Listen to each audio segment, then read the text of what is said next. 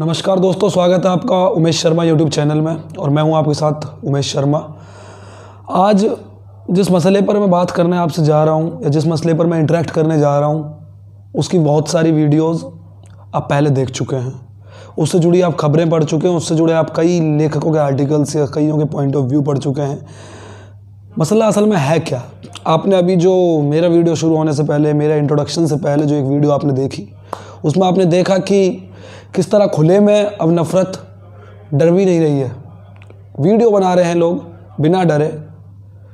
और आपने वीडियो में देखा नाम आसिफ, पिता का नाम हबीब, और सिर्फ इसीलिए कि वो बच्चा मुस्लिम था और मंदिर में पानी पीने गया, उसको जिस तरह से मारा गया, जिस तरह से पीटा गया, आप सब लोग खुले में देख सकते हैं कि किस तरह से इस देश में अब नफ़रत खुली होकर और नंगी नाच रही है। बहुत सी बातें आपको यहाँ बुरी लगेंगी, बहुत सी बातें आपको लगेंगी साइड लाइन या मार्जिनलाइज्ड, या बहुत सी बातें आपको इंक्लाइंड लगेंगी, लेकिन एक वक्त आपके सामने ऐसा आता है जब आपको तटस्थता, निष्पक्षता सब एक कूड़ेदान में रखनी पड़ जाती हैं। आपको इस चीज़ को समझना होगा कि हम अपनी आने वाली नस्लों को क्या पढ़ाना चाह रहे हैं, किस ओर ले जा रहे हैं, उनको क्या चीज़ हम दिखाना चाह रहे हैं। जब मंदिर में पानी पीने पर एक मुस्लिम बच्चे को इतनी बुरी तरह पीटा जाए, तो आप उसको किसी भी तरह इस तरह आके डिफेंड नहीं कर सकते कि आप पूरी कम्युनिटी पर सवाल मत उठाइए, चाहे फिर किसी भी तरफ से। आप ये नहीं कहें कि हाँ चुनिंदा लोग होते हैं, दोनों ही तरफ से कहने वाले आते हैं कि भैया चुनिंदा लोग होते हैं कि तो आप पूरी कम्युनिटी पर क्यों सवाल उठा रहे हैं। That is not fair. It means you are justifying the crime. It clearly means that you are justifying the crime and you are with those very persons who are involved in that. So please be aware. ध्यान रखें इस चीज़ का कि मणिपुर से जो खबरें आई army जो वहाँ की जो मणिपुर की महिलाएं हैं उनके साथ जो बर्ताव होता है, उसको लेकर दिल्ली यूनिवर्सिटी के नॉर्थ कैंपस में आर्ट्स फैकल्टी में कुछ लड़कियां वुमेंस डे पे प्रोटेस्ट करती हैं। एक देश की बहुत बड़ी पार्टी, बहुत नामी पार्टी और दुनिया की सबसे बड़ी पार्टी जो शायद इस वक्त अपने जोरों पर है, उसके कुछ लोग पहुंचते हैं वहाँ पे, गुंडागर्दी होती है। वुमेंस डे के दिन एक तरफ आपके नेता ये ट्वीट करते हैं कि महिलाओं की सुरक्षा, सम्मान हमारा जो भी है, हमारा प्राथमिकता है, हमारी मतलब सबसे सर्वोपरि है हमारे लिए। एक तरफ आपके नेता इस तरह के बयानात देते हैं, दूसरी तरफ आपके गुंडे पहुँच जाते हैं वहाँ महिलाओं को थ्रेस करने के लिए, महिलाओं को धमकाने के लिए। आप इन दोनों घटनाओं को जोड़िए या मत जोड़िए, लेकिन आप इन दोनों घटनाओं में एक माइंडसेट देखिए, एक टोटलिटेरियन, एक फासिस्ट माइंडसेट आप इन दोनों घटनाओं में देख सकते हैं कि किस तरह से कुछ लोगों के सर पे मतलब उनके ऊपर एक सिक्योरिटी आ चुकी है कि we can do anything without any control, we are not bound to anyone, we are suppose to do anything unethical. It will be considered ethical under some banners, and you know what are some banners, what I'm talking about. तो भैया ये मानना पड़ेगा कि हमारी society में Islamophobia है, and we are suffering from Islamophobia. बस ये फ़र्क है कि वो पिछले कुछ सालों में निकल के बाहर आने लगा है। पहले थोड़ा थोड़ा आता था, अब बल्क में आने लगा है। पिछले 6-7 साल से जिस तरह बल्क में इस्लामोफोबिया दिखने लगा है, एक तरफ आप गले लगाने की बात करते हैं, एक तरफ आप कहते हैं कि पूरा देश एक साथ है, हम सबको लेकर चलने वाले लोग हैं। फिर ये किस तरह से इस तरह चलेंगे सबको लेकर साथ? पुलिस ने एक्शन लिया, दैट इज़ अप्रिशिएबल, लेकिन वो एक्शन कितने दिनों तक रहता है?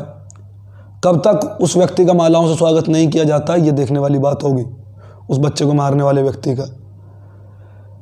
आप उस बच्चे की उम्र देख सकते हैं, उस बच्चे का कद काठी देख सकते हैं, और उसको मारने वाले व्यक्ति की भी कद काठी देख सकते हैं आप। और जो व्यक्ति खुलकर ये कह रहा है कि तरीके से वीडियो बनाना, फिर आप इस चीज़ों में माइंडसेट देखिए किस और मतलब उनके ऊपर किस तरह की विचारधाराओं का असर होगा। यार चीज़ को क्लियर रखें ना दिमाग में, left right centre south east north west क्या है ये सब काम आएगा? अब बांट रहे हैं चीज़ों को, आपको मानना होगा ये। आपको फिर सामने से ऐसे लोग मिलते हैं तो आप कहते हैं जी नहीं गलत हो रहा है। Every action has consequences, you should know that. And I am not justifying any crime और any thing which is happening from the other sides. जाहिल लोग सोसाइटी में भरे हुए हैं, आप उनको रिलीजियन कम्युनिटी के बैनर से जस्टिफाई नहीं कर सकते, नहीं कर सकते और नहीं कर सकते। इस बात की आप गांठ बांध लीजिए।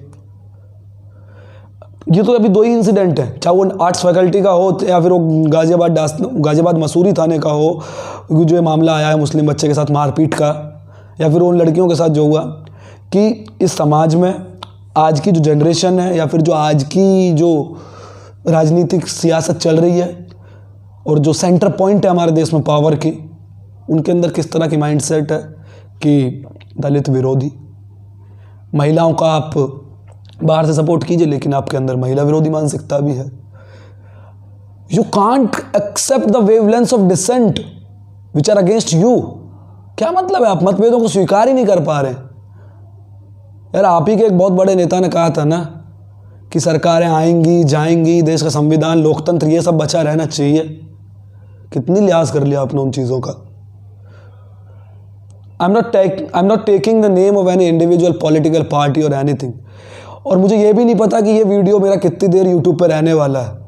मैं उस बारे में भी कुछ नहीं कह सकता कि कब इस पर मैनुअल एक्शन आ जाए और कब इसे ऑफ एयर कर दिया जाए, कब इसे यूट्यूब डिलीट कर दे, या कब मुझे थ्रेट्स आने लगे। I can't say anything about that. ये सब चीज़ें हो सकती हैं, बट रीड तो रखनी पड़ेगी, बोलना तो पड़ेगा।